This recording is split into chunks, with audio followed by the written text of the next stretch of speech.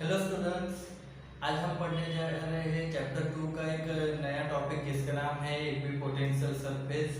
अब इक्विपोटेंशियल तो इक्वी का मतलब क्या होगा कि हर जगह पर सेम होगा। और किसकी बात कर रहे हैं? पोटेंशियल की।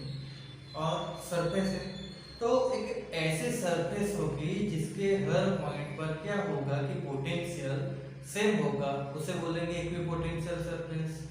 अब पोटेंशियल की हम बात कर रहे हैं तो पोटेंशियल के लिए फॉर्मूला क्या था? V इक्वल टू के क्यू अपन आर। अब देखो तो यहाँ पर क्या होगा कि अगर R कांस्टेंट है तो V भी क्या हो जाएगा? कांस्टेंट ही हो जाएगा ना। R में कोई चेंज नहीं आ रहा है भाई, तो क्या होगा? V भी तो कांस्टेंट ही हो जाएगा। फॉर एग्जाम्पल समझो कि ये कोई एक पॉइंट चार्ज Q लिया है हमने, तो ये Q चार्ज की वजह से R डिस्टेंस पर यहाँ पर ये R डिस्टेंस पर यहाँ पर कोई पोटेंशियल होगा। तो सिर्फ एक साइड पर थोड़ी होगा, दूसरी साइड पर भी होगा पोटेंशियल, तो वो भी तो सेम ही आएगा। तो होगा क्या? इधर भी सेम हो सकता है, इधर भी हो सकता है। तो इसकी वजह से क्या होगा कि R Q पॉइंट चार्ज है तो उसकी वजह से R रेडियस का जो भी एक स्फीयर बनेगा, ठीक है, इसको सर्कुलर मत लेना, ये स्फीयरिकल होगा, ये 3D में होगा, ठीक है। ऐसा नहीं कि ऊपर और नीचे और होगा, ये 3D में होगा। क्या होगा कि जो चार्ज है तो ये कोई चार्ज Q है तो इधर इधर इधर इधर इधर ऊपर नीचे सब जगह पर क्या होगा कि R डिस्टेंस का जो भी पॉइंट होगा वो सब पॉइंट पर उसका जो पोटेंशियल होगा वो सेम रहेगा। तो होता क्या है कि ये एक स्फीयरिकल बना देगा, ठीक है।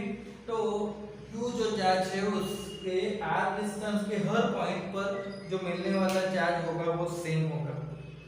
तो क्या R से बड़ी कोई रेडियस आ जाएगी, ठीक है, ये हमने R ली और ये मान लो कि कैपिटल R ले, तो क्या कैपिटल R वाली रेडियस कि जो पॉइंट होंगे उन पर क्या होगा? तो भाई उन पर भी पोटेंशियल सबका सेम ही होगा। पोटेंशियल की वैल्यू में चेंज आ सकता है, ठीक है, बट उसका जो पॉइंट R पॉइंट पर जो वैल्यू होगा वो सबका सेम रहने वाला है। इन दोनों के बीच में डिफरेंस आ सकता है कि भाई देखो ये अगर हमने 100 लिया है तो ये क्या हो जाएगा? 18 हो जाएगा, क्योंकि ये पोटेंशियल क्या होगा कि विद रिस्पेक्ट टू डिस्टेंस कम होता जाता है ना, इनवर्सली प्रोपोर्शनल है इसलिए। तो यहाँ से आप इधर जाओगे तो क्या होगा कि पोटेंशियल जो होगा वो कम हो जाएगा। बट ये जो मैंने सर्कल किया है जो कि एक्चुअली स्फीयरिकल है, तो वो पॉइंट जो होंगे वो सारे के सारे पॉइंट का पोटेंशियल तो 18 ही रहने वाला है। इसी को बोलेंगे इक्विपोटेंशियल सरफेस। यहाँ पर क्या होगा कि ये पॉइंट चार्ज की वजह से ये स्मॉल r रेडियस का स्फीयर बना तो उसके हर पॉइंट पर पोटेंशियल सेम होगा। अब इन दोनों के बीच में डिफरेंस क्या होगा? 20 डिग्री डिफरेंस क्या होगा? दो सरफेस के बीच का पोटेंशियल का डिफरेंस होगा। अब यहाँ पर क्या होगा कि हम कोई तीसरा ले लें, तीसरा सरफेस,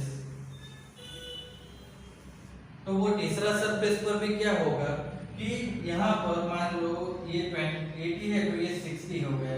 तो जैसे जैसे आप चार्ज से दूर जाते जाओगे तो पोटेंशियल क्या होता है? इनवर्सली प्रोपोर्शनल है ना डिस्टेंस के।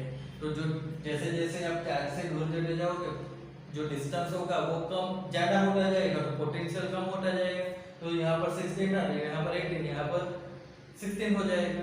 तो इस तरीके से क्या होगा कि भाई चार्ज से आप दूर चले जाओगे तो क्या होगा कि पोटेंशियल तो कम होगा, बट अगर आप कोई भी डायरेक्शन में सेम पॉइंट पर रहोगे तो वो क्या होगा कि हर पॉइंट पर आपको पोटेंशियल सेम मिलेगा। तो इसी ऐसी सरफेस को हम बोलेंगे इक्विपोटेंशियल सरफेस।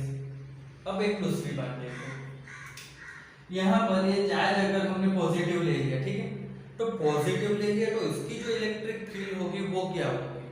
तो भाई पॉजिटिव चार्ज के लिए इलेक्ट्रिक फील्ड आउटवर्ड्स होती है। अब अगर हम नेगेटिव ले लेते तो भी क्या होगी? इनवर्ड्स होगी। बट दोनों कैसे कहलाएंगे? Radially outward, radially inward. तो यहाँ पर आप देखो कि ये हमारी सरफेस है, ठीक है, ये जो सर्कल किया है ये हमारी सरफेस है और ये जो मैंने लाइन की है ये लाइन इलेक्ट्रिक फील्ड। तो यहाँ पर ये लाइन इलेक्ट्रिक फील्ड बताती है। अब देखो तो जो इलेक्ट्रिक फील्ड है और इक्विपोटेंशियल सरफेस उनके बीच का जो एंगल है वो क्या बन रहा है। आप देखो तो यहाँ पर एंगल 90 बन रहा है, मतलब कि जो सरफेस है इक्विपोटेंशियल सरफेस, ठीक है, इक्विपोटेंशियल सरफेस वो क्या होगी, इलेक्ट्रिक फील्ड को परपेंडिकुलर होगी। देख सकते हो ना, ये Q चार्ज है तो उसकी जो इलेक्ट्रिक फील्ड होगी वो इस तरफ होगी सीधी, और ये जो हमारी सरफेस है वो तो क्या है, स्फेरिकल है, तो रेडियल की आउटवर्ड लाइन को ये क्या हो जाएगी, परपेंडिकुलर। तो इक्विपोटेंशियल सरफेस की बात करें तो वहां पर इलेक्ट्रिक फील्ड कौन सी डायरेक्शन में होगा, तो वो सरफेस को परपेंडिकुलर होगा। आप एक दूसरी चीज समझो कि ये कोई हमारा एक्स अक्ष है, ठीक है, तो ये एक्स अक्ष है, इसी लाइन में इलेक्ट्रिक फील्ड है। तो अगर ये लाइन में इलेक्ट्रिक फील्ड है, अब हमको पूछा जाए कि भाई इसका इक्विपोटेंशियल सरफेस कौन से प्लेन में आएगा, तो वो क्या हो जाएगा, y और z में आ जाएगा, क्योंकि x अक्ष को परपेंडिकुलर और प्लेन चाहिए, तो वो क्या हो जाएगा, y और z ही हो जाएगा। तो इस तरीके से हमको y और z अक्ष में जो प्लेन होगा वो क्या होगा कि अगर हमारा इलेक्ट्रिक फील्ड x डायरेक्शन में हो तो प्लेन हमको y और z डायरेक्शन में मिलेगा। तो ये क्या बताता है कि इक्विपोटेंशियल सरफेस और इलेक्ट्रिक फील्ड लाइन एक दूसरे को परपेंडिकुलर रहती है। अब अगर एक दूसरे को परपेंडिकुलर नहीं रहते हैं तो यहाँ पर मतलब क्या होता है, पहले वो समझो कि इक्विपोटेंशियल है तो इसका मतलब क्या होता है कि भाई यहाँ पर कोई पॉइंट ए है, यहाँ पर कोई पॉइंट बी है, तो यहाँ का पोटेंशियल और यहाँ का पोटेंशियल, तो VA माइनस VB, आप VA माइनस VB लोगे तो वो जीरो नहीं होता है, जीरो ही होगा क्योंकि दोनों का पोटेंशियल तो सेम है, तो ये पोटेंशियल का डिफरेंस जो है वो क्या आएगा, जीरो आएगा। बट आपको ऐसा पूछा जाए VA तो वो जीरो नहीं हो सकता है, ठीक है, इसका अपना कुछ पोटेंशियल होगा, इसका भी अपना कुछ पोटेंशियल है, बट दोनों का पोटेंशियल कैसा है, सेम है, तभी तो भाई इक्विपोटेंशियल कहलाएगा, हर पॉइंट पर सेम पोटेंशियल है, तो दोनों का जो डिफरेंस है वो जीरो आएगा। अब देखो कि यहाँ पर इक्विपोटेंशियल जीरो आ जाता है। दूसरी चीज की जो इलेक्ट्रिक फील्ड लाइन होती है वो क्या होती है, तो एक दूसरे को मतलब इक्विपोटेंशियल सरफेस को परपेंडिकुलर रहती है। अब उसी के ऊपर से एक दूसरा टॉपिक है यहाँ पर, इसी में एक दूसरी चीज भी आप देख लो कि भाई स्फेरिकल जो बन रहा है तो जरूरी नहीं है, यहाँ पर हमने पॉइंट चार्ज लिया है तो पॉइंट चार्ज की वजह से ये स्फेरिकल बन रहे हैं, उनका जो पोटेंशियल होगा वही सेम रहता है, ऐसा नहीं है। अगर आप एक लाइन लोगे, ठीक है, एक लिनियरली लाइन, उसके ऊपर ऐसा कोई चार्ज है पॉजिटिव सेम चार्ज है, तो इसकी वजह से क्या होगा भाई, इधर भी r डिस्टेंस पर और इधर भी r डिस्टेंस पर पोटेंशियल सेम रहेगा, इधर भी, यहाँ पर भी और यहाँ पर भी, तो ये क्या बन जाएगा, इसको आप थोड़ा लंबा कर दो तो ये क्या बन जाता है, सिलेंडर बन जाता है। तो ऐसा एक सिलेंडर आ गया कि जिसकी रेडियस r हो, तो उन सब का क्या होगा कि सब पर पोटेंशियल, मतलब कि जो सिलेंडर की सरफेस है उन सब पर पोटेंशियल सेम रहेगा, तो ये भी इक्विपोटेंशियल सरफेस हो सकती है। अब यहाँ पर जैसे हमने स्मॉल r की जगह कैपिटल R वाला रेडियस लिया, तो यहाँ पर भी हम ये बड़ा वाला रेडियस भी ले लें, तो ये बड़ा वाला रेडियस भी, रेडियस का जो सिलेंडर बनेगा वो सिलेंडर का भी सरफेस पर हम इक्विपोटेंशियल सरफेस कह सकते हैं, क्योंकि ये जो चार्ज है, चार्ज से ये जो सिलेंडर की सरफेस है भाई वो तो सेम ही डिस्टेंस पर है ना, तो क्या होगा कि सेम डिस्टेंस पर है तो पोटेंशियल सबका सेम रहेगा।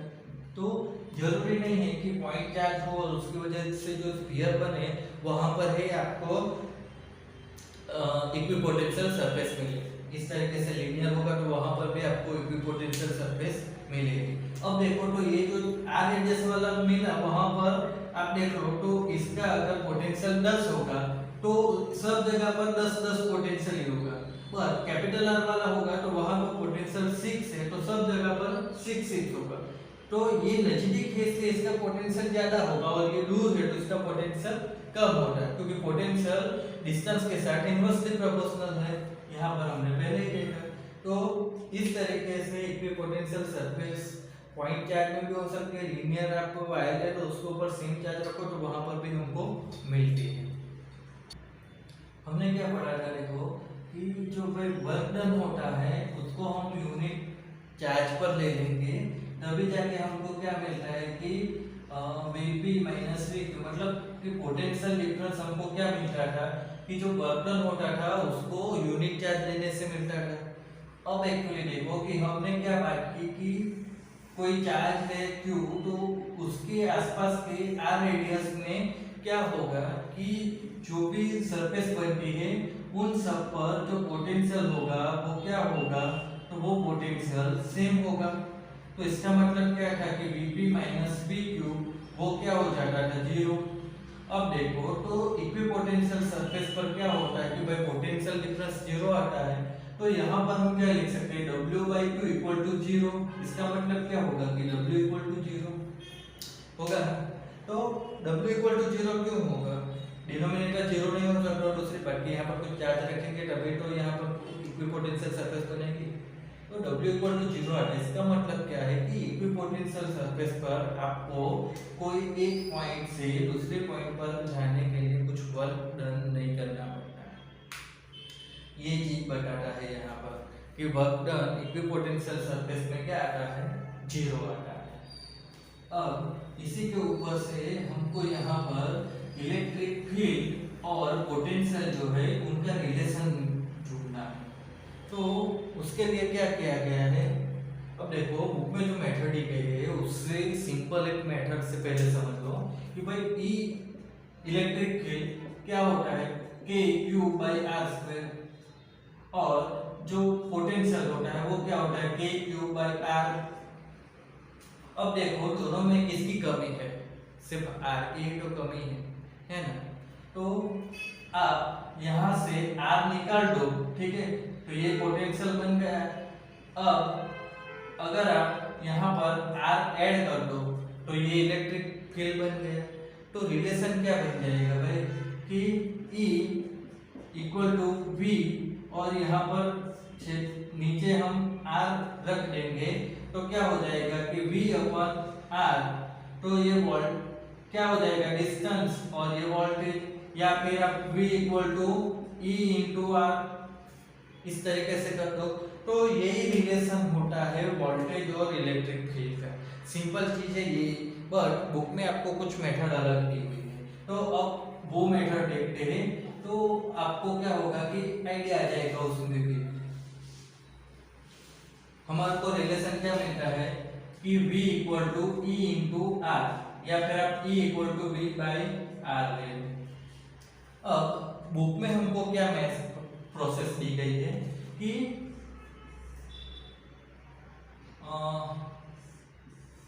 ये एक तरीके से इक्विपोटेंशियल सरफेस है, दूसरा यहाँ पर एक दूसरा सरफेस है, इसको A बोला है, इसको B बोला है।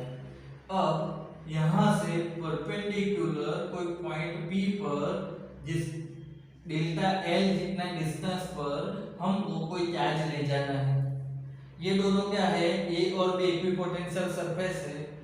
हमको करना क्या है कि डेल्टा L जितना डिस्टेंस दोनों के बीच है, तो A सरफेस से B सरफेस पर कोई P पॉइंट पर डेल्टा L जितना डिस्टेंस ट्रैवल करके कोई चार्ज को ले जाना है।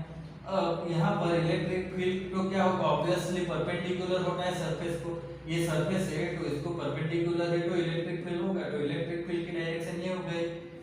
अब देखो कि यहाँ से हमको यूनिट चार्ज को यहाँ से यहाँ ले जाना है, तो यहाँ पर जो वर्क डन होगा वो वर्क डन कैसे मिलेगा, तो वर्क इक्वल टू क्या होता है भाई फोर्स इनटू डिस्प्लेसमेंट। तो यहाँ पर फोर्स जो होगा वो क्या होगा, तो इलेक्ट्रिक फोर्स होगा। Electric force in terms of electric field, तो वो क्या होता है E इंटू E, और डी जो है तो डिस्प्लेसमेंट कितना करे, डेल्टा एल कितना, तो ये डेल्टा एल हो गया। अब देखो तो जो चार्ज है वो तो यूनिट चार्ज है, तो इसकी वैल्यू क्या हो जाएगी 1।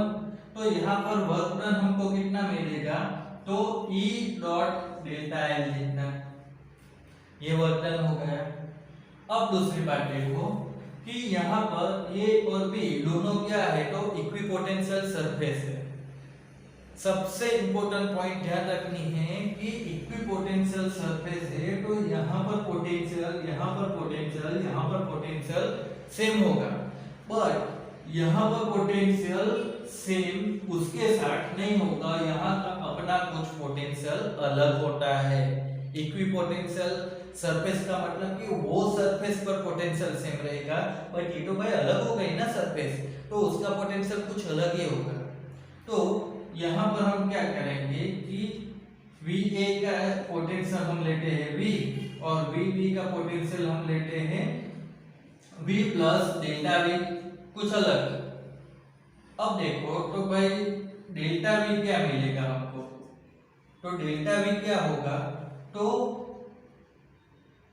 A से B पर जा रहा है तो VA माइनस VB। अब देखो तो क्या होगा कि V minus V minus delta V, तो ये जो डेल्टा V है ये हमको क्या मिलेगा, माइनस डेल्टा V जितना, मतलब जो डिफरेंस हो रहा है वो क्या होगा, तो डेल्टा V जितना मिलेगा। ठीक है, V डैश लेते हैं इसको, V डैश। तो अब देखो कि होता क्या है, वर्क डन इतना मिला, तो जो वर्क डन होता है वही तो क्या होता है, जो कि work done per unit charge वो क्या होता है कि पोटेंशियल डिफरेंस के बराबर होता है, तो हम लेंगे यहाँ पर VA माइनस VB। अब देखो तो work done per unit charge, तो एक्चुअली तो यहाँ पर चार्ज क्या है, यूनिट ही है, तो ये वर्क डन हो गया, तो इसकी वैल्यू क्या है, E डॉट डेल्टा एल, और इधर हमको क्या मिला, डेल्टा V कैसा, माइनस। अब हम इसको डेल्टा V को इस तरीके से कुछ लिख देते हैं, भाई ये डेल्टा V है, तो यहाँ पर से हमको इलेक्ट्रिक फील्ड का वैल्यू क्या मिलेगा, तो एक्चुअली डेल्टा V जो है उसको हम पॉजिटिव ले लेते हैं, डेल्टा V, और नीचे डेल्टा एल आ जाएगा, तो ये क्या हो गया, तो ये वही चीज हुई जो हमने पहले देखी, इलेक्ट्रिक फील्ड इक्वल टू क्या आएगा, वोल्टेज डिवाइड बाय डिस्टेंस, वहां पर भी वही था, वोल्टेज डिवाइड बाय डिस्टेंस।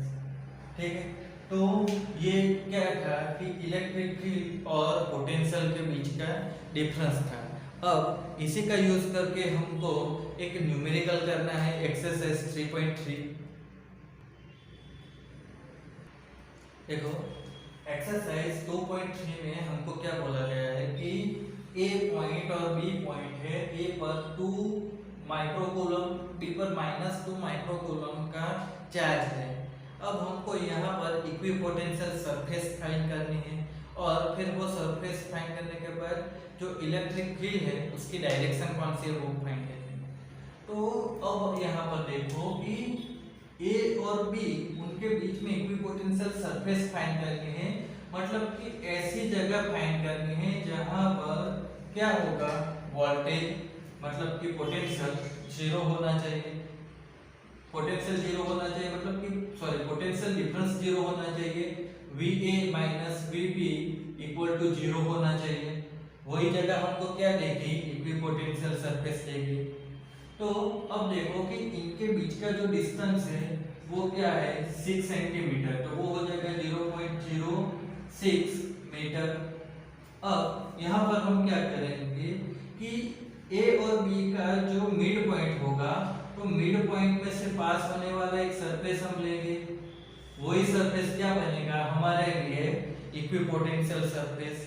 क्यों बनेगा, तो यहाँ से यहाँ तक का जो डिस्टेंस होगा वो 0.03 हो जाएगा, यहाँ से यहाँ तक का डिस्टेंस भी 0.03 हो जाएगा, है ना।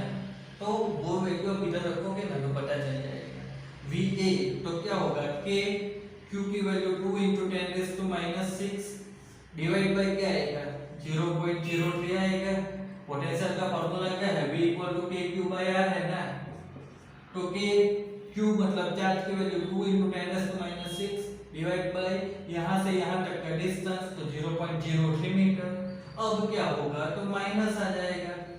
अब देखो एक्चुअली ऐड करना होता है, ठीक है, पर तो मैंने डायरेक्ट माइनस लिखा है, तो माइनस, अब ये क्या हो जाएगा 2 के 2 into 10⁻⁶ डिवाइड बाय क्या होगा, तो यहाँ से यहाँ तक का डिस्टेंस भी तो 0.03 ही आएगा ना, ठीक है। तो होगा क्या कि भाई इसकी वैल्यू 0 आ जाएगी। तो ये जो मिड पॉइंट है वहां से वहां का जो एक AB को परपेंडिकुलर सरफेस बनेगा, वो सरफेस क्या कहलाएगा, इक्विपोटेंशियल सरफेस कहलाएगा। अब दूसरी बात की गई है कि यहाँ पर इलेक्ट्रिक फील्ड की डायरेक्शन क्या होगी। तो इलेक्ट्रिक फील्ड की डायरेक्शन क्या होगी, तो वो होती है पॉजिटिव टू नेगेटिव, ये डायरेक्शन। तो अब देखो, तो A से B की डायरेक्शन है, तो A से B की डायरेक्शन है और ये डायरेक्शन को परपेंडिकुलर है तो सरफेस है, या फिर अगर आपने सरफेस फाइंड कर लिया है यहाँ पर तो उसको परपेंडिकुलर डायरेक्शन है, तो वो इलेक्ट्रिक फील्ड की जो हमने आगे देखा था कि भाई इस तरीके से हमारा सरफेस है और यहाँ पर कोई चार्ज है, तो इलेक्ट्रिक फील्ड क्या होगा, इसी डायरेक्शन में मिलता है, तो वो क्या होगा, सरफेस को परपेंडिकुलर, तो सरफेस मिल जाए, ठीक है। तो सरफेस को परपेंडिकुलर जो भी डायरेक्शन होगी वो किसकी होगी, इलेक्ट्रिक फील्ड की, या फिर इलेक्ट्रिक फील्ड मिल जाए उसकी परपेंडिकुलर सरफेस ले लो, वो क्या होगी, तो इक्विपोटेंशियल सरफेस होगी। तो ये हमारा एक्सरसाइज 2.3 था, जिसमें हमको इक्विपोटेंशियल सरफेस फाइंड करना था और फिर उसकी इलेक्ट्रिक फील्ड की डायरेक्शन भी बतानी थी।